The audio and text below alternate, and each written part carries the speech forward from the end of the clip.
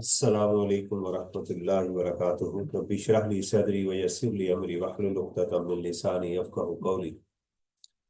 हमने chapter number 3 start किया था। क्वेश्चन नंबर 8 की तरफ हम जा रहे हैं। कैप 2 का टैक्स प्रैक्टिसेस का क्वेश्चन नंबर 8। इसके दो चैप्टर, चैप्टर नंबर 1 हमने डिस्कस किया था, अगर आपको याद हो।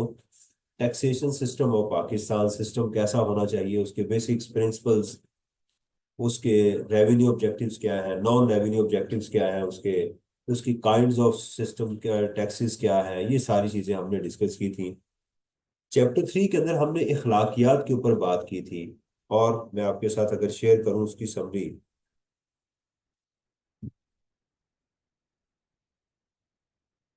तो हमारे पास जो लेजिस्लेटर थे, हमने कहा कि इनको कानून बनाते हुए क्या करनी चाहिए, एहतियात करनी चाहिए। क्या कि कानून जो है वो कैनून्स को फॉलो करना चाहिए। जैसे रात को भी आपको पता है लेजिस्लेशन हुई है, हमारे दस्तूर में चेंजेस, 26th अमेंडमेंट आई है, उसके अंदर चेंजेस उन्होंने की है। तो उनको कानून बनाते हुए किसको फॉलो करना चाहिए, कैनन्स को फॉलो करना चाहिए। मैं लिखता हूँ, सिस्टम पे उड़ा रहे हैं, यानी क्या बात। टैक्स एडमिनिस्ट्रेटर जो है उनको क्या करना चाहिए, उनको जो पावर दी गई है उसका मिसयूज नहीं करना चाहिए। जो उनको कहा गया है, जिस तरह से कहा गया है वैसे ही करें, उसका मिसयूज ना करें। प्रैक्टिशनर के ऊपर हमने बात की कि प्रैक्टिशनर जो है इनको क्या करना चाहिए, प्रैक्टिशनर्स को, कि इनको ड्यू केयर केयर के साथ काम करना चाहिए, प्रोफेशनली काम करना चाहिए, किसी की इंफॉर्मेशन को एक्सप्लॉयट ना करें। ये सारी चीजें इसके ऊपर हमने बात की थी। आप लगता है याद नहीं करते हैं, क्योंकि मैं बोल रहा हूँ तो आप मुझे नहीं बता रहे, इट मीन्स कि शायद आप इसको याद नहीं करते। आज है जी टैक्स पेयर। एक टैक्स पेयर को किस तरह का होना चाहिए। टैक्स पेयर जो है उसको काम करते हुए, यानी टैक्स देते हुए किसी मुल्क के अंदर क्या चीजों का ख्याल करना चाहिए, उसके लिए आपकी किताब में भी मौजूद है। और मैंने इसके साथ क्या किया है कि आपके नोट्स बना के मैंने वो भी प्लेस किए हुए हैं। अच्छा, इसकी बिल्कुल मैंने क्या किया, बॉटम के ऊपर ये आपकी गूगल ड्राइव में पड़ा हुआ है, इसकी मैंने समरी यहाँ प्लेस कर दी हुई है। बिल्कुल तीन चीजें हैं। Utilitarianism number 1, number 2 virtue ethics, और डियोंटोलॉजी। तीन चीजें इसकी जो है हमारी किताब में मौजूद है। पास पेपर के अंदर इसकी इसकी इंटेंसिटी देखी जाए तो मुझे आज तक मिला नहीं है क्वेश्चन। आपको मिले तो मेरे साथ शेयर कर दीजिएगा कि इसकी इंटेंसिटी क्या है। पहली चीज ये है यूटिलिटी। यूटिलिटी किसको कहते हैं, फायदे को। यूटिलिटी किसको कहते हैं, फायदे को। कि pay taxes to the benefit most of the most people, यानी आप टैक्स इसलिए दें ताकि ज्यादा से ज्यादा लोगों को क्या हो, इससे फायदा हो। पहला ऑब्जेक्टिव ये है भाई। अब किसकी बात कर रहे हैं, टैक्स पेयर की। कितने लोग हैं, चार। लेजिस्लेटर, ये मिटता जा रहा है, लेजिस्लेटर, नंबर 2 एडमिनिस्ट्रेटर, प्रैक्टिशनर्स, और टैक्स पेयर। ये चार हमारे पास जो है ना वो लोग मौजूद हैं। इसमें आखिरी जो आज हम डिस्कस कर रहे हैं वो क्या है, टैक्स पेयर्स की बात कर रहे हैं। यूटिलिटेरियनिज्म कहता है कि एक टैक्स पेयर को सोचना चाहिए कि मेरे पैसे से लोगों को फायदा होगा। मैं जो टैक्स दूंगा दूसरों को, उससे क्या होगा, बेनिफिट होगा। दूसरों को जो है वो अच्छी खुराक मिलेगी, उनको जो है वो क्या मिलेगा, उसमें स्कूल, उनको अच्छी तालीम, अच्छी हेल्थ उनको मिलेगी। हमारे पूरे मुल्क के अंदर देखिए कितने खूबसूरत हॉस्पिटल हैं, कितने अच्छे इदारे हैं, कितने अच्छे स्कूल हैं। सारे लोग जो है, बच्चे हमारे गवर्नमेंट के स्कूलों में पढ़ते हैं। गवर्नमेंट से हम इलाज भी जाके करवाते हैं। गवर्नमेंट की बसें इतनी खूबसूरत चलती हैं। जगह जगह जो हमारे पास सारी चीजें सहूलतें मौजूद है, तो उसको क्या है कि मेरे पैसे से बहुत सारे लोगों को क्या होगा, फायदा होगा। ये है, समझ आ गई।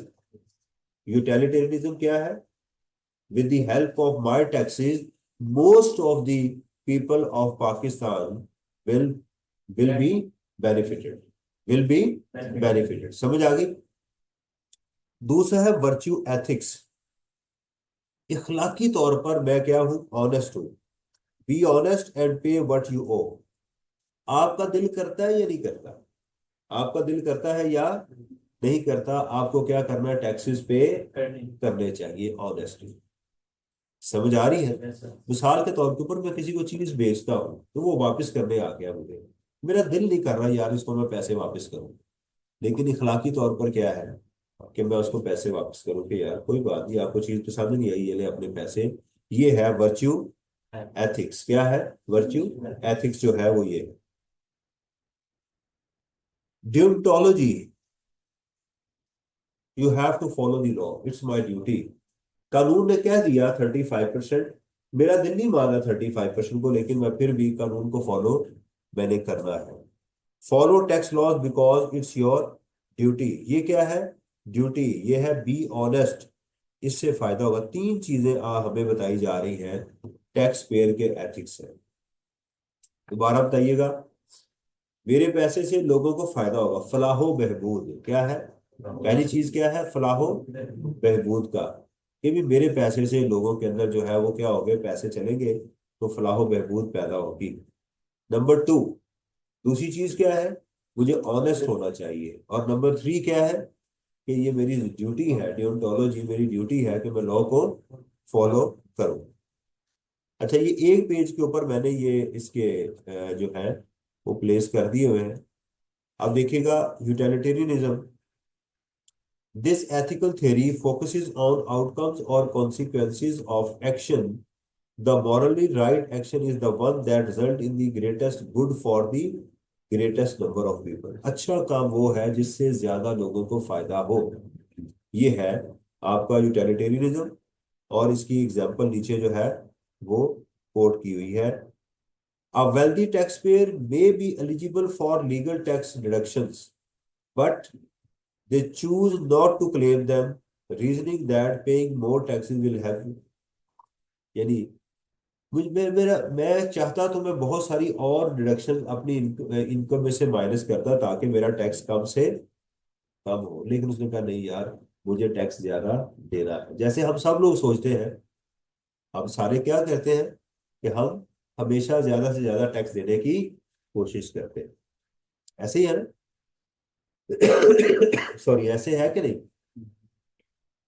ऐसे नहीं है। बहरहाल ये लॉ यही कहता है, यूटिलिटेरियनिज्म यही कहता है कि भाई आपको ज्यादा से ज्यादा टैक्स देना चाहिए। वर्च्यू एथिक्स मैं आपको बता चुका हूं। Virtue ethics emphasizes the character of the individual rather than specific action. A virtue person is someone who cultivates good moral character traits like honesty, fairness and integrity। एक virtue person कौन होता है? Virtuous person कौन होता है? जिसकी integrity हो, morality ठीक हो और वो ऑनेस्टली काम करे, इसको वर्चुअस पर्सन कहते हैं। अ मैन ऑफ इंटेग्रिटी कहते हैं ना, is a man of integrity वो है। डियोंटोलॉजी ड्यूटी है मेरी। Deontology focuses on the adherence to the moral duties. Adherence कहते हैं किसी के साथ जुड़ना, एडहेर करना, कंप्लाई करना। इसका दूसरा नाम क्या है? कंप्लाइंस।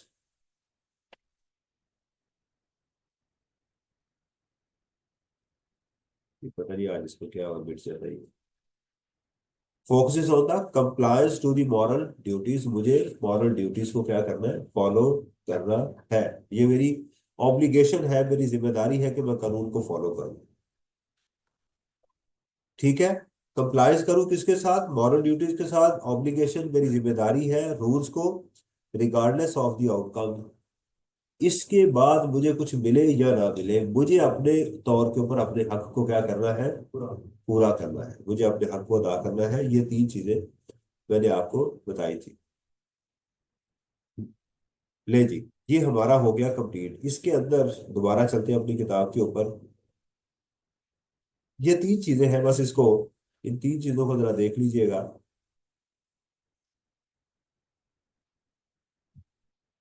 ठीक है? इसमें इतना ही काफी है। इसमें ये एक बड़ी इंपॉर्टेंट चीज है, tax avoidance and tax evasion, जो कि एग्जाम में काफी ज्यादा पूछा जा चुका हुआ है। राइट? इसको हम एक्सप्लेन करते हैं। इसको जरा पढ़े, फिर मैं आपको इसको एक्सप्लेन करता हूँ।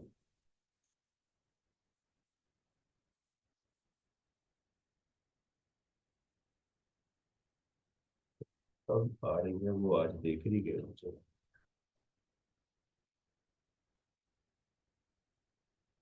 इसको जरा पढ़िएगा, मैं बस 5 मिनट्स में आ रहा हूँ। ये अवॉइडेंस और रीजन।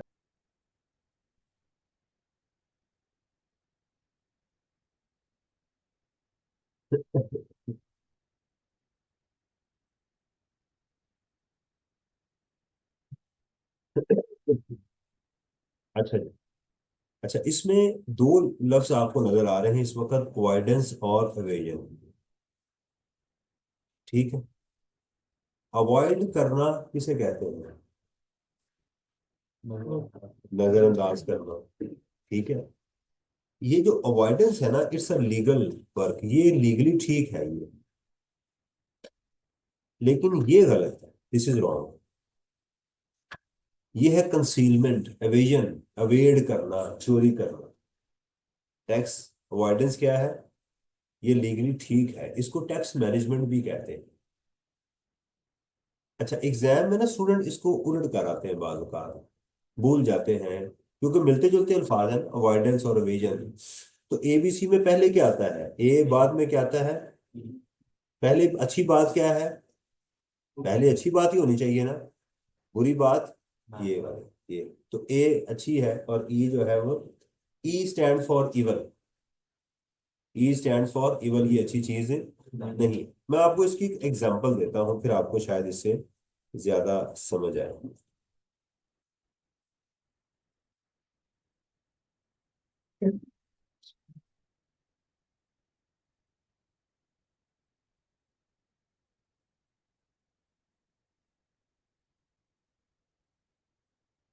देखिए, मैं कहता हूँ कि मेरी सेल जो है वो है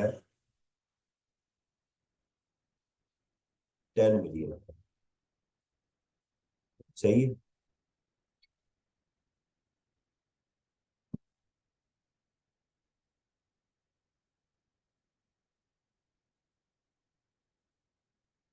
ठीक है, और इसके एक्सपेंसेस जो है वो है, लेट्स सपोज, 4 मिलियन।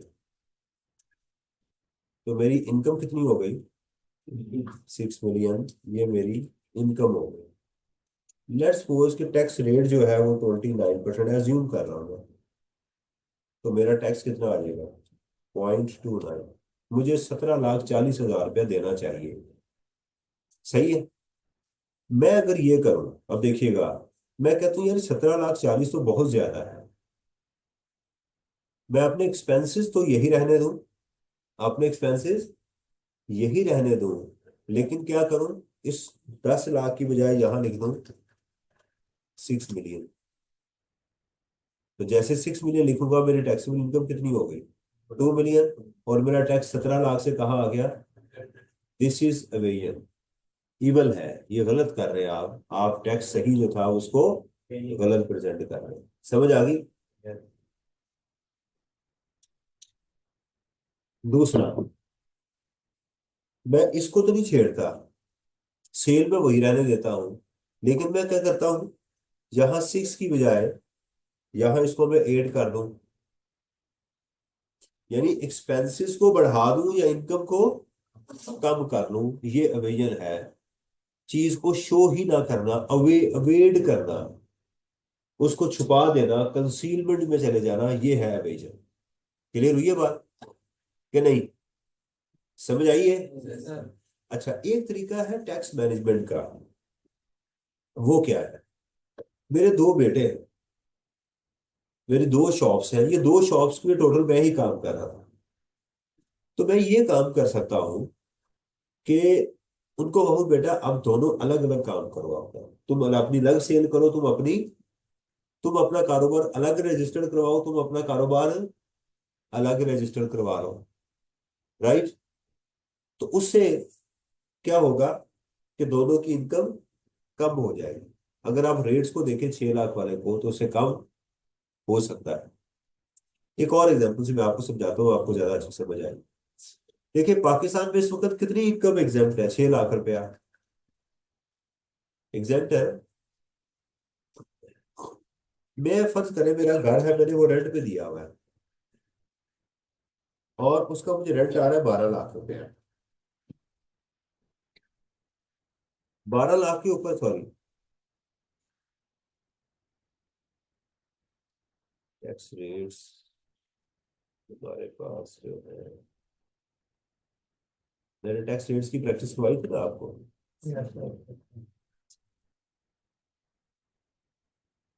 क्यों दोगे टैक्स रेट्स?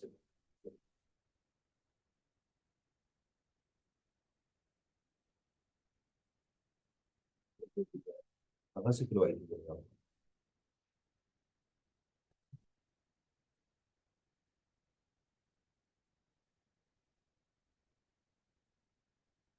मैंने आपको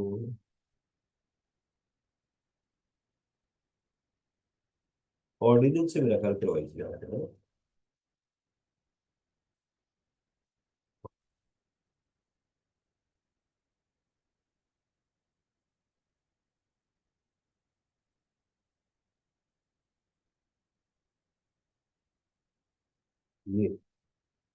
ये रेट्स है हमारे पास में,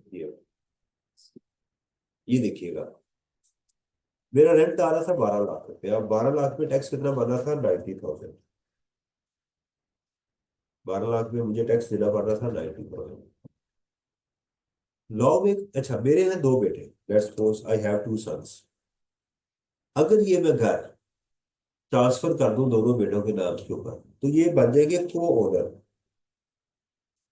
को ओनर्स ऑफ द हाउस। अब कौन हो गए? ए और बी। तो लॉ कहता है कि अगर किसी प्रॉपर्टी के को ओन हो तो हम उसकी इनकम को क्या करते हैं? डिवाइड कर देते हैं।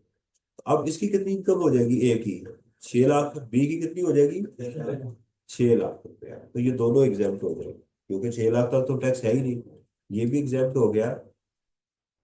अब देखिए, इस तरीके में भी मैंने टैक्स चोरी किया है, इस तरीके से भी मैंने टैक्स को बचाया है। ये यहां मैंने क्या किया कि इसको मैंने 6 मिलियन कर दिया, राइट। लेकिन ये मैंने क्या किया, कानून ने मुझे नहीं कहा कि आप चाहो तो 10 लाख लिख दो, चाहे तो 6 लाख 60 लाख लिख दो। ये कानून ने तो नहीं कहा। लेकिन यहाँ कानून मुझे कहता है कि अगर कोई एक शख्स मालिक होगा तो सारे रेंट के ऊपर उसी को टैक्स देना है। लेकिन अगर एक से ज्यादा मालिक होंगे तो वो इनकम उनपे डिवाइड कर दी जाएगी। अब यहाँ जो टैक्स बचा है मेरा 90,000 का, ये लीगल है। ये क्या है? इसलिए इसको क्या बोलते हैं? अवॉइडेंस। क्या बोलते हैं इसको? अवॉइडेंस। अब समझ आई कि नहीं? करंट नहीं है आप में, ठंडे है। ये देखिएगा, tax avoidance is generally the legal exploitation of the tax regime to one's own advantage, to attempt to reduce the amount of tax that is payable by means that are within the law। इसकी simple example लिख लें आप, simple मैं आपको definition लिखवा देता हूँ।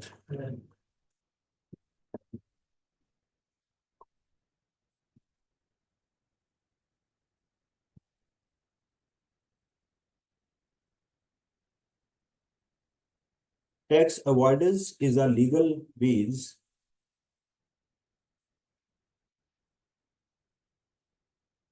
tax avoidance is a legal means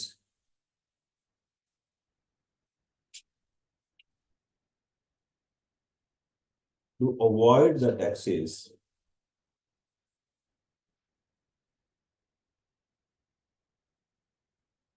avoid the taxes by employing,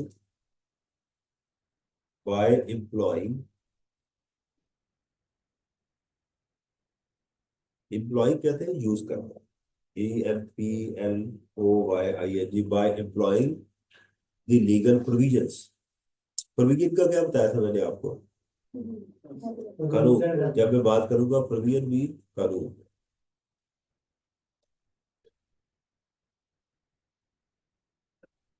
by employing the legal provision. For example, co-ownership as is an example of tax avoidance।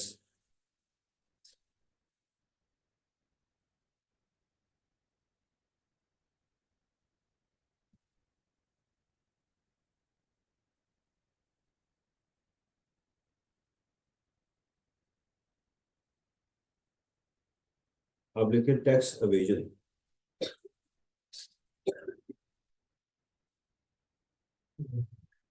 Tax evasion is a concealment of the taxes. Tax concealment, tax evasion is the concealment, CONCEALMENT, concealment, tax concealment, which is not permitted by the law, which is not permitted by the law,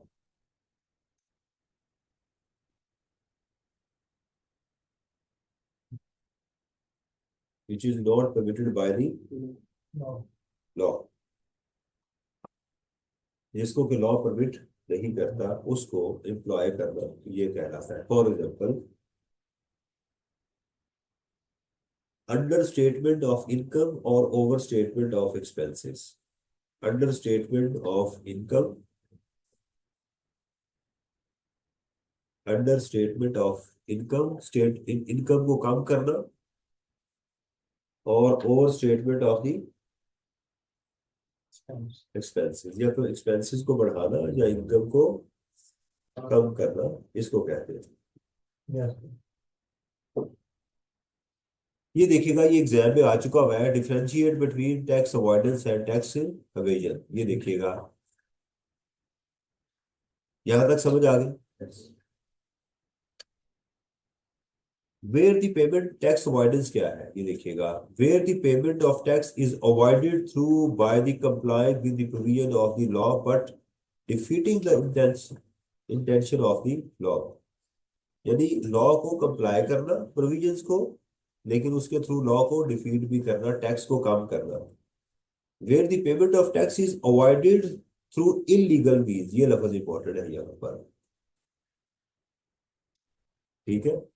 गलत तरीके से, नाजायज तरीके से tax को avoid करना, वो tax evasion कहलाता है। Tax avoidance is undertaken by taking advantage of loop holes in the law. Loop holes, जो उसमें कमी होती है उसका फायदा उठाते हुए उसका एडवांटेज लेना, ठीक है। यहां क्या है, tax evasion is undertaken by employing unfair means and practices. गलत तरीकों को इस्तेमाल करते हुए ये करना, सही है।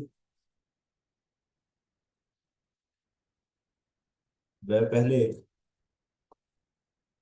काफी देर पहले जब इशारा मेरा बंद होता था तो मैं घूम के इधर से ऐसे चला जाता, तो एक दफा उसने मेरा उधर भी चालान कर दिया। मैंने कहा मैंने सिग्नल तो क्रॉस नहीं किया, कहते ये क्या कर रहे थे। यानी मैं, मेरा सिग्नल बंद है, तो मैं इधर को गया, ऊपर से घूम के फिर इधर आके तो मैं इधर को निकल गया। तो उसने कहा जी आपने कानून नहीं पढ़ा हुआ, ये मैंने देख लिया आपको ये भी वायलेशन है, ठीक है। तो मैं इसको अवॉइडेंस समझ रहा था, लेकिन वो क्या थी, evasion. Tax avoidance is done through not bona fide intention but complying the provision of law. It is not bona fide. इसका दूसरा लफ्ज होता है bona fide, नेक नीति के साथ।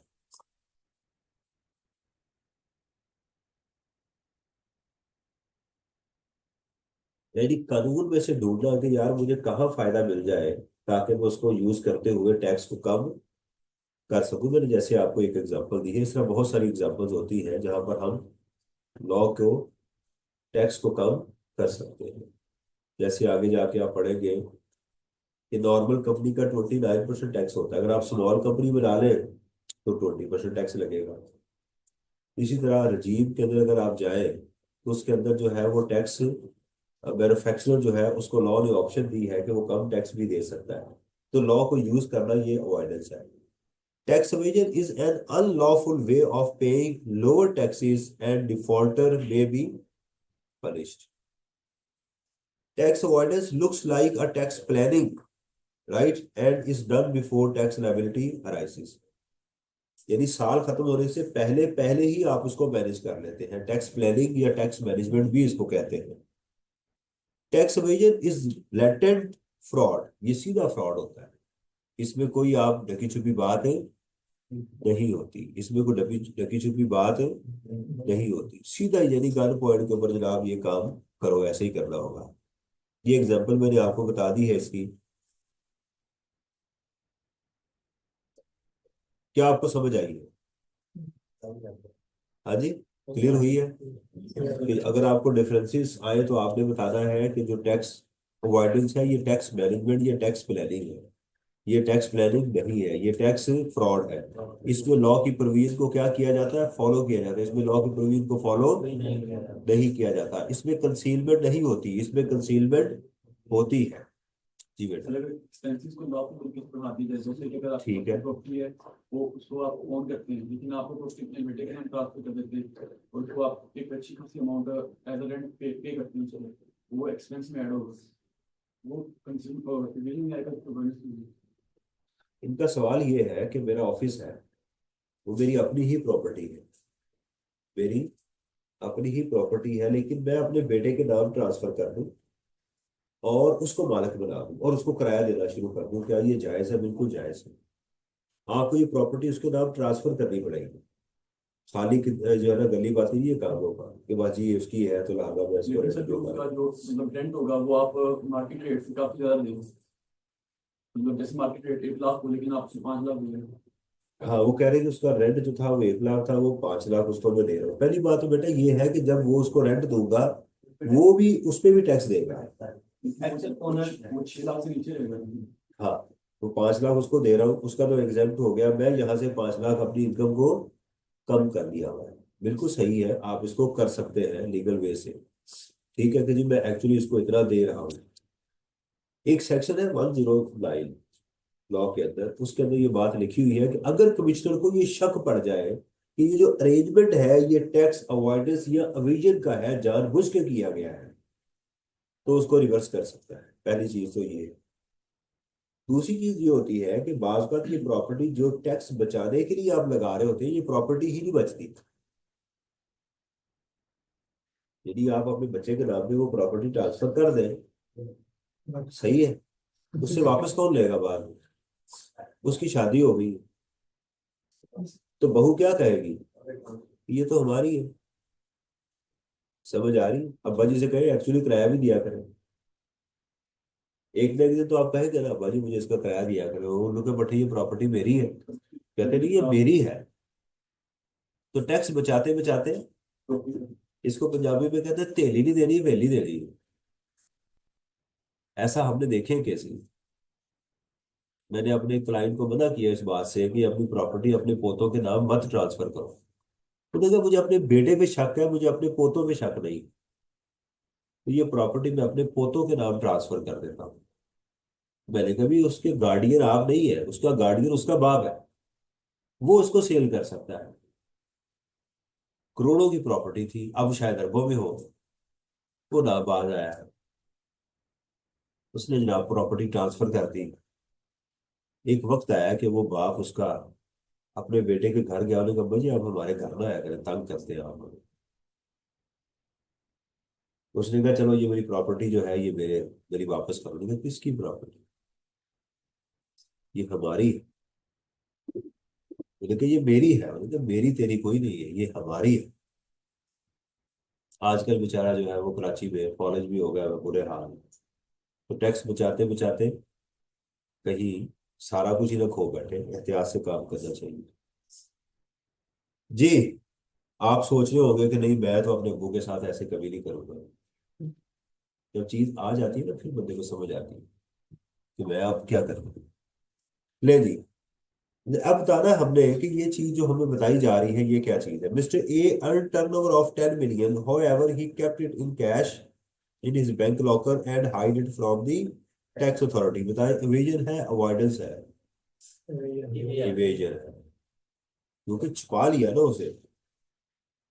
Mr. B earned income of 10 million, however, he declared only so much of income which is verifiable from the bank, that is 6 million.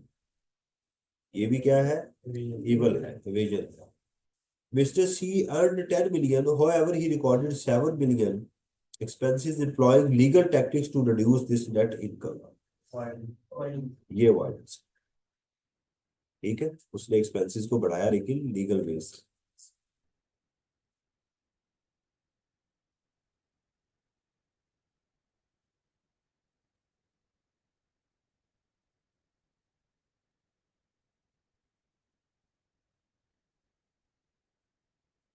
अच्छा जी, ये अभी ये इसका आखिरी पार्ट है जो कि एग्जामिनर बारहा इसके ऊपर बात कर चुका हुआ। सही। इसके लिए मुझे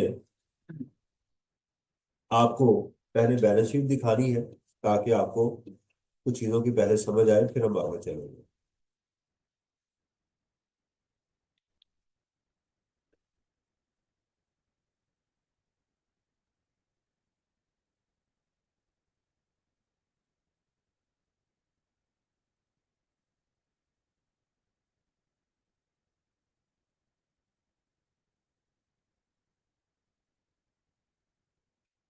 मैं जरा एनर्जी फेस कर रहा हूँ, मेरी आवाज भी जैसे आपको नजर आ रही होगी बदली हुई। ये आपको पता है कि ये जो मैंने लिखा हुआ है इसके ऊपर,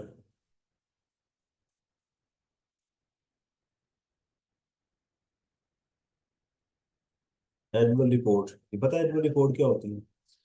हर साल जो शेयर होल्डर्स को दी जाती है, वो मैंने आपके सामने इसको ओपन किया हुआ है।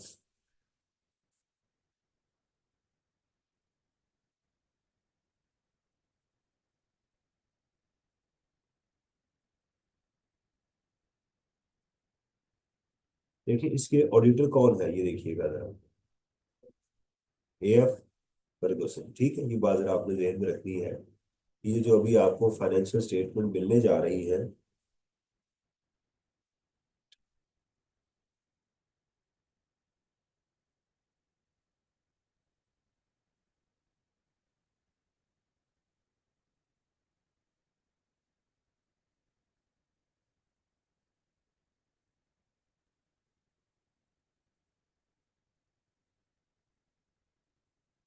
ये भी अभी दिया है।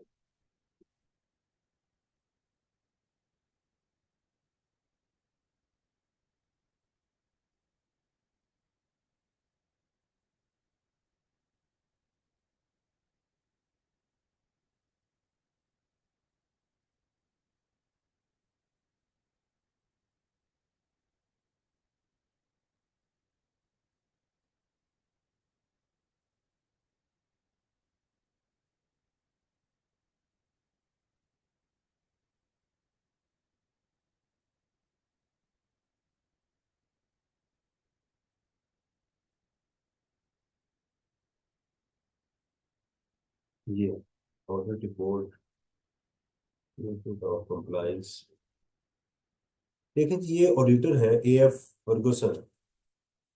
फर्ग्यूसन जो है उसने रिपोर्ट दी कि जनाब हमने इनके पूरे साल के अकाउंट्स को चेक किया, और हम ये वेरीफाई करते हैं कि ये बिल्कुल ठीक है।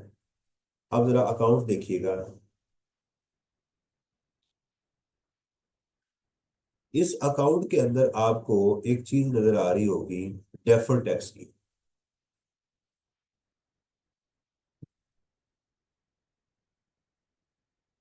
ये आपको एक अमाउंट नजर आ रही है डेफर्ड टैक्स की, नजर आ रही है? ये देखिएगा। इसी तरह यहाँ पर एक करंट टैक्सेशन की अमाउंट भी नजर आ रही होगी, यहाँ नहीं है। ये भी deferred tax non current liabilities में कहीं पड़ा हुआ है, ये वाला। ये बैलेंस शीट इसकी आ गई।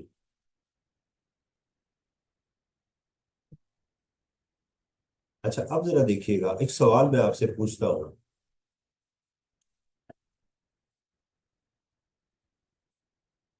कि मेरे से अगर ये फिगर्स मांगे डेफर्ड टैक्स की,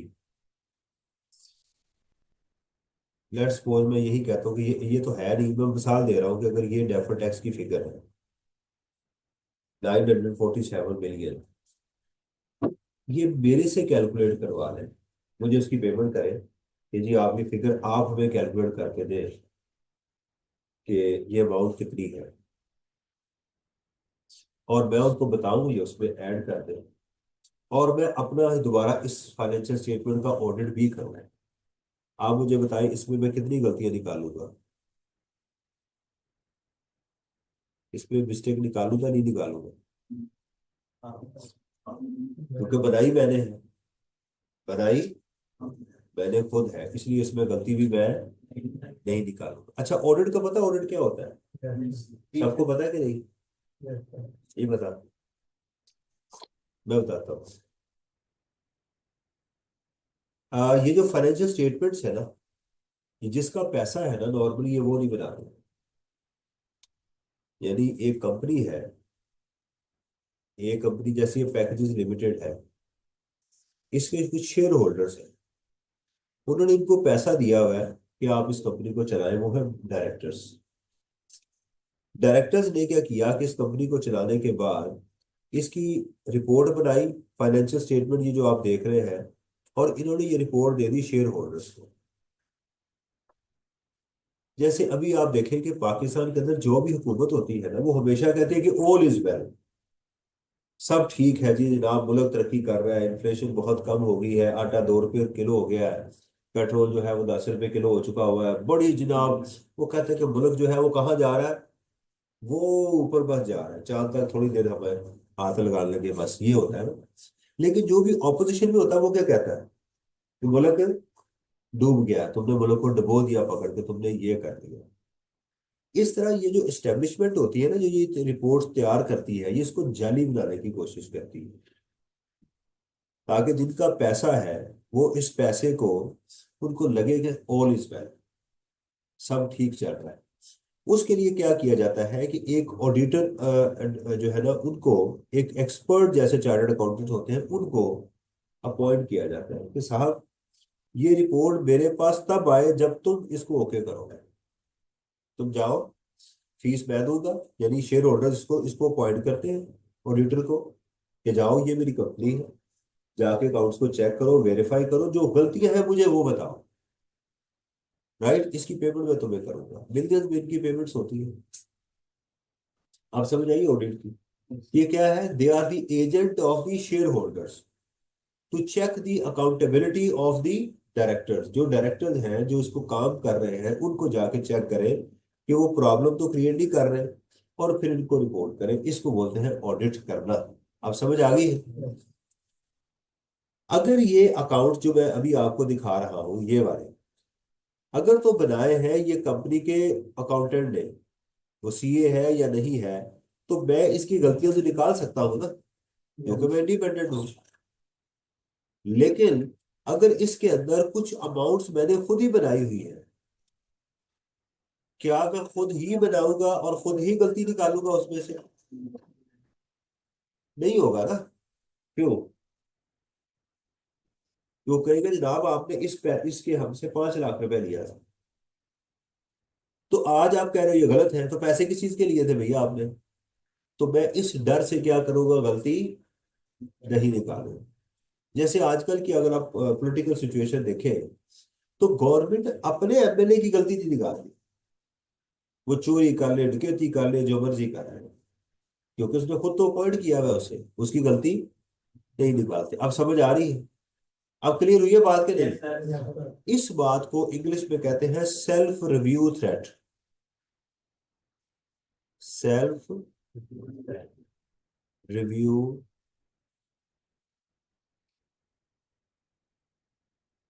थ्रेट। Review mean audit. यानी आप अगर कोई चीज खुद बनाएंगे, खुद ही उसका ऑडिट करेंगे, तो आपके चांसेस ये है कि आपके ऊपर एक थ्रेट मौजूद है कि अब आप यहां गलती नहीं निकालेंगे। अब क्लियर हुई है बात? अच्छा, एक तो ये होता है। दूसरी सर्विसेज, हमारा जो क्लाइंट है वो हमसे मांगता है कि मेरी रिटर्न भी तुम फाइल करो। ये दो अलग अलग चीजें हम अलग समझना है। एक है कि जब ये सारी फाइनेंशियल स्टेटमेंट्स तैयार हो जाए, तो आपने साल के एंड के ऊपर क्या करना है, ये इसकी सारी इनकम स्टेटमेंट जाके आपने आईआरएस पे जाना और इनकी रिटर्न फाइल करनी है।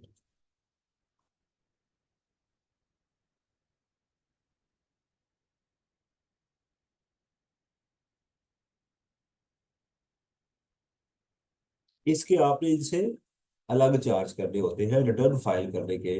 अभी नजर नहीं आ रही, ये अलग चीज होती है। तो दो चीजें आपके सिलेबस में आई कैप के कोड ऑफ कंडक्ट में डाल दी गई है। अब ये कोड ऑफ कंडक्ट क्या है? हमारे पास जो है, ये जो code of ethics for chartered accountants, ये आई कैप अभी चैप्टर 1 और 3 के अंदर ये पहली चीज आई है जो पाकिस्तान की है। अभी तक जितना भी हमने पढ़ा है, वो इंटरनेशनली वो जनरल था।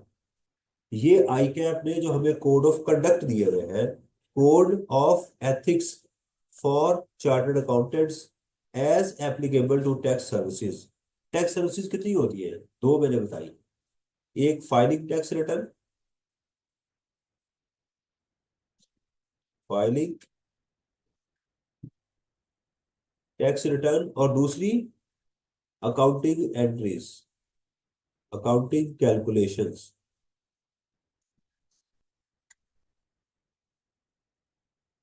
मैंने आपको कहा था चैट जीपीटी पे जाके थोड़ा सा किया करें। कितने लोग हैं जो उसके साथ कर रहे हैं काम?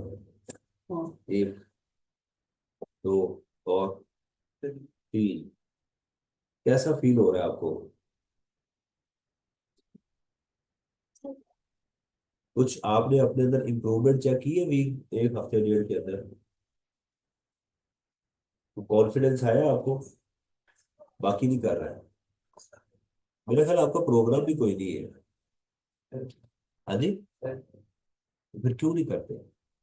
अगर आप मेरी इंस्ट्रक्शन को फॉलो नहीं करोगे।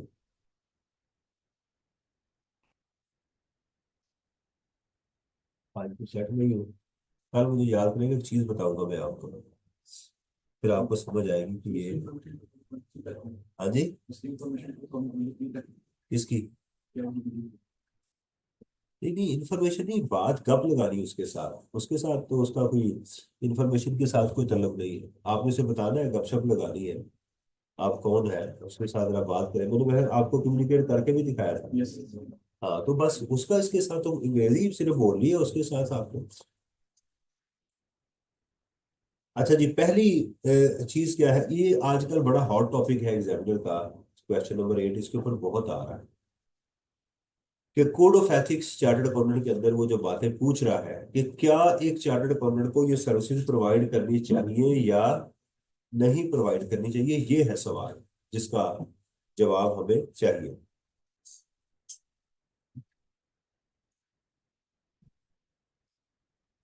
पहली चीज ये है, tax services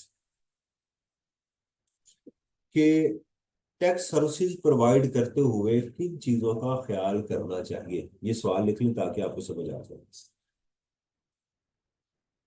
what are the factors,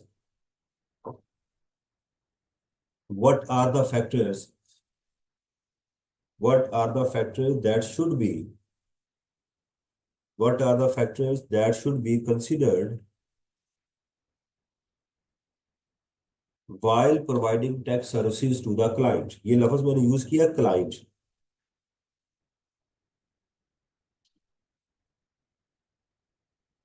आप इसमें मुझे बताइएगा कि ऑडिटर कौन है और क्लाइंट कौन है। Auditor chartered accountant auditor A F Ferguson है, ए एफ फर्गूसन है। और क्लाइंट क्या है? पैकेजेस। नहीं नहीं, पैक कंपनी, उसको हम क्लाइंट कहते हैं, पैकेजेस। ये लफ्ज चूंकि मैं बार बार बोलूंगा तो इसलिए मैंने आपको पहले बता दिया। क्लाइंट कौन है? जिसका आप चेक करने जा रहे हैं, जिस कंपनी को, उस इदारे को क्लाइंट बोलते हैं इंग्लिश में। सही है। तो what are the factor that must be considered by a chartered accountant या प्रैक्टिशनर। ठीक है, क्या बोला मैं? What factors by a practitioner while providing tax services to the client, while providing tax services to the client। वो क्या क्या factors हैं? नंबर 1 लिखा हुआ है, factor that are relevant in evaluating the level of threats created by providing any tax services to the audit client include। वो क्या factors हैं जो आपको कंसीडर करने चाहिए? Number 1, the particular characteristics of the engagement. वो क्या आपसे मांग रहा है? एंगेजमेंट क्यों आपसे कॉन्ट्रैक्ट कर रहा है? वो क्या चीज है? सबसे पहले आपको देखना पड़ेगा। पहली चीज क्या है? पर्टिकुलर खास करेक्टरिस्टिक्स। वो खास चीज जो आपसे मांग रहा है, सबसे पहले आपको वो देखनी है। मेरे से क्या बनवा रहा है ये? मैंने आपको एग्जांपल दी थी। तो साले मेरे से अभी आके बंदा ये कहेगा कि सर मेरा ये रिटर्न फाइल करते, मैं कर दूंगा। ठीक है। मुझे एक बंदा आके कहता है जी मेरी नॉन प्रॉफिट ऑर्गेनाइजेशन है, उसका काम मुझे करवाना है, तो मैं कहूँगा यार मेरे पास नहीं, उसके पास है, क्योंकि ये जो सर्विस आप मेरे से मांग रहे हो उसमें मेरा फलां दोस्त एक्सपर्ट है, उससे ले लो। तो पहली चीज क्या है कि सबसे पहले आपने क्या देखना है कि वो कौन सी सर्विसेज आपसे मांग रहा है। तो particular characteristics of the engagement, यानी सर्विसेज क्या मांग रहा है। Number two, the level of tax expertise of the client employees, वो जो मेरे से सर्विसेज मांग रहे हैं, वो जो इनके पास अपना स्टाफ कैसा है जो ये काम करेगा, उसकी एक्सपर्टीज कैसी है। इसकी हम मिसाल लेते हैं। एक शख्स मुझे ये कहता है कि यार ये घर मैंने इमरान बनाना है, क्या तुम इस घर को सुपरवाइज कर सकते हो, मुझे रिपोर्ट दे सकते हो कि ये बंदे जो काम कर रहे हैं ये अच्छे हैं या नहीं अच्छे। मैं कहता जी हाँ मैं कर सकता हूँ। दूसरी बात मैं पूछूंगा यार बनवा किससे रहे हो, ये बड़ा इंपॉर्टेंट पॉइंट है।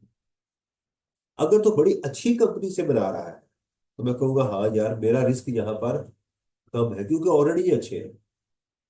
अगर वो बना रहे किसी थकी हुई कंपनी से तो मेरा रिस्क क्या होगा, बढ़ जाएगा।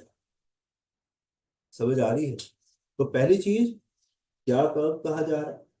दूसरी चीज कि उसके जो इसके खुद एम्प्लॉय है जिन्होंने ये इंफॉर्मेशन तैयार करनी है, जिनका मेरे साथ होना, उनकी एक्सपर्टीज कैसी है, ये चीज।